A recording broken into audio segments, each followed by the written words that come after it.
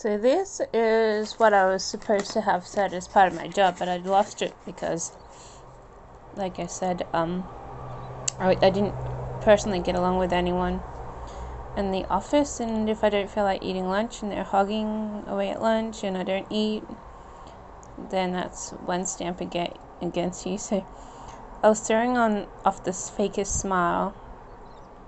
It disturbed me because you're sitting within 60 centimeters of each other, and it's not an exaggeration to say 30 if you're sitting side by side.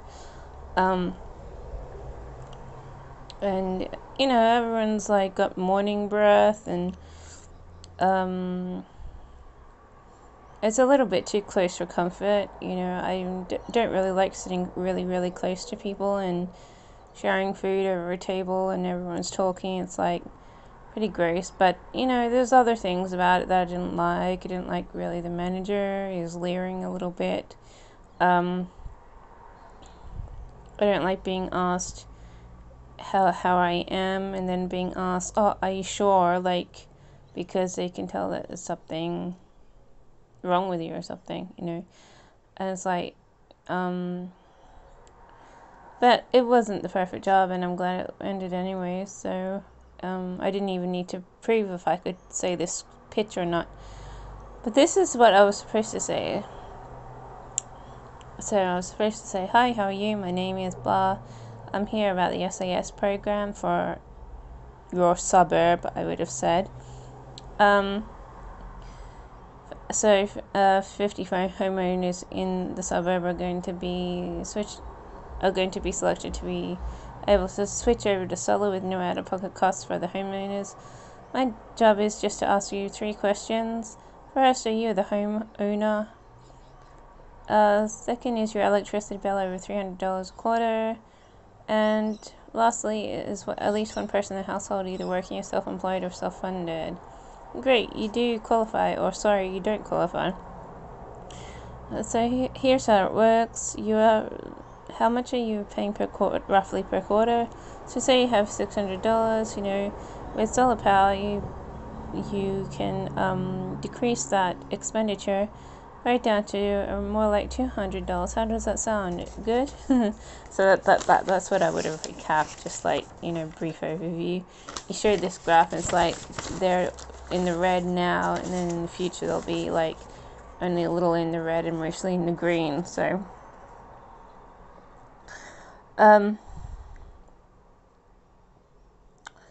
so would you be interested in being switched over to solar? Great. So now all I have to do is book an appointment with one of our solar experts so that they can contact you in the next few days. So what day works best for you? Which day? Great. And what time? Okay. So here's your appointment card. This card has a video on it which explains who we are and what we do.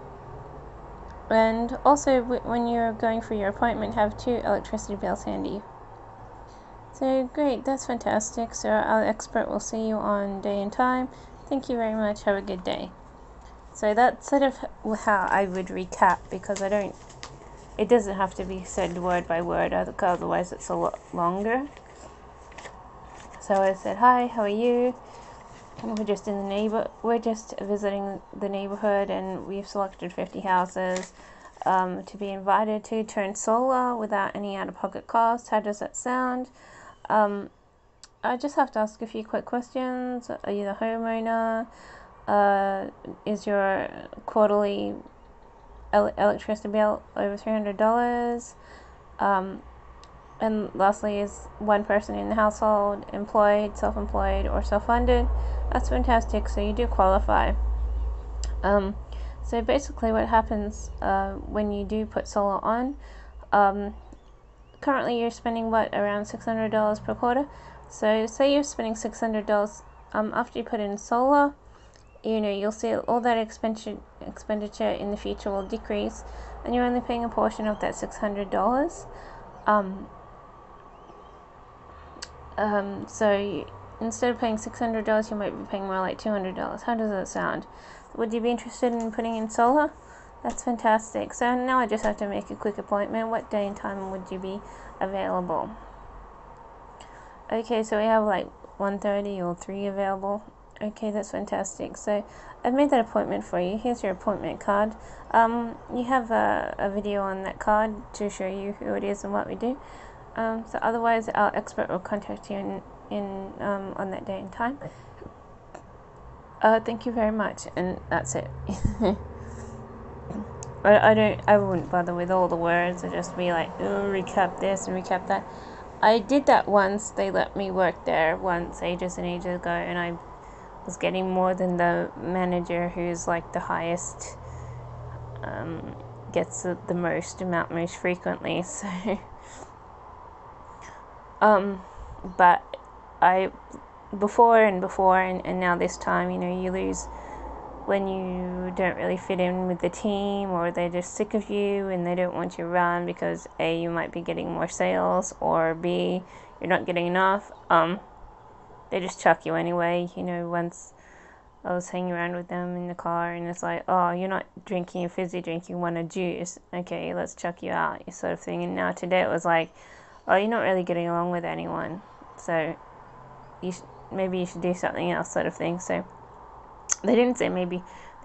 They said, oh, do you see yourself being happy with this job? Do you think you're going to do well with it? Or do you think you can get along with other people here? Do you think you'll, be able to get along with the team? And it's like, I don't know. I only just started. This is like my second day, and I haven't even started working. I don't know how it's going to be like.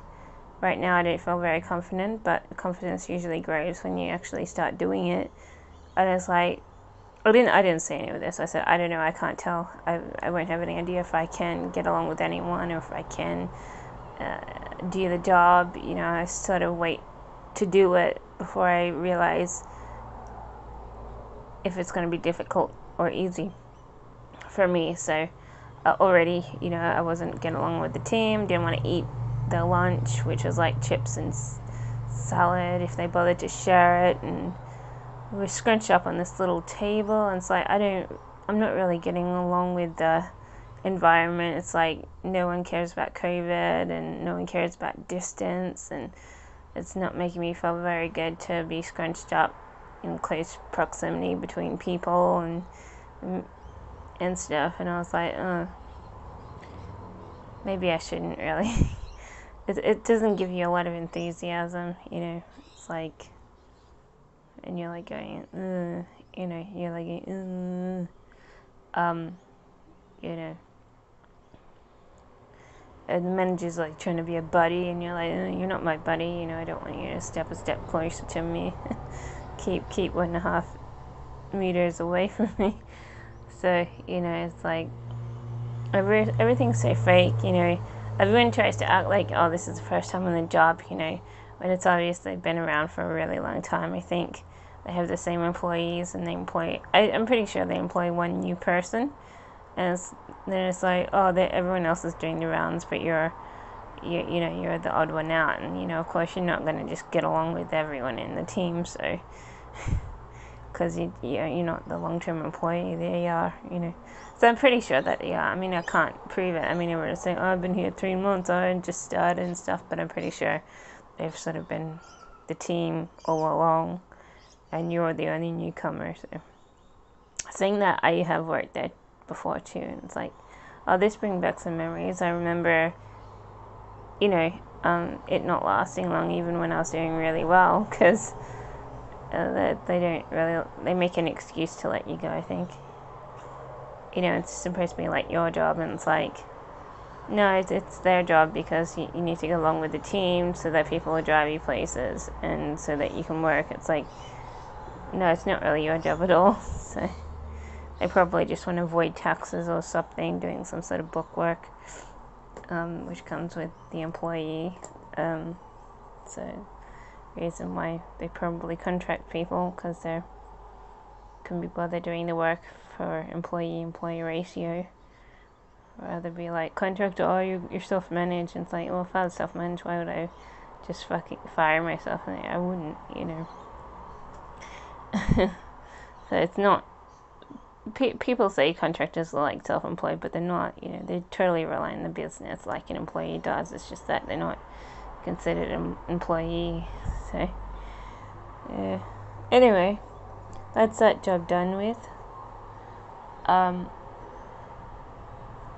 was thinking on the train, like, oh, you know, do you think you'll get along with anyone? Of course, I'm not going to get along with anyone. I would never get along with anyone. You know, I'm not one of those people who get along with anyone. So that's why I'm always all by myself and not getting along with anyone. It's like, you're just thinking that's a dumb question. Of course, I'm not going to get along with anyone. You know, you're like the person who doesn't get along with anyone. You don't have anyone in a business and stuff. So I was like doing this little ranting sort of play of why, in my mind, like thinking about it, of, you know, the reasons why you're not gonna ever be the person who actually gets along with anyone. So, you know, and to think that a job relies on how well you get with other people. Of course, you're not going to get along with anyone. You've never gotten along with anyone. You never get along with anyone. And it's like, oh, do you think you can get along with anyone? And, you know, the obvious answer is, of course not, you know, because no one likes you at all, you know. So, can I be on time? Yeah, sure. Can I be I was sort of being a bit rude today because I didn't really feel like sitting within proximity of anyone, because it sort of made me feel a bit depressed. But so is the prospect of working. I'm sure I can do this job because I've done it before and gotten blind colours, but I'm not confident in the business. I don't think it can carry you very far anyways, even if you do well. Be like blah. Anyway, so anyways, of course, it's too much of a people person job. I need a job and be like, yeah, are you in time? Yeah, okay, cool. You know, you got one tick in a box. Oh, you're working. Oh, what are your results like? Oh, yeah, cool. You pick you up. You know, I'm better with those sorts of getting along with people because you're like doing stuff and getting a box ticked sort of thing. Of course, I never get along with anyone. I've never gotten along with anyone.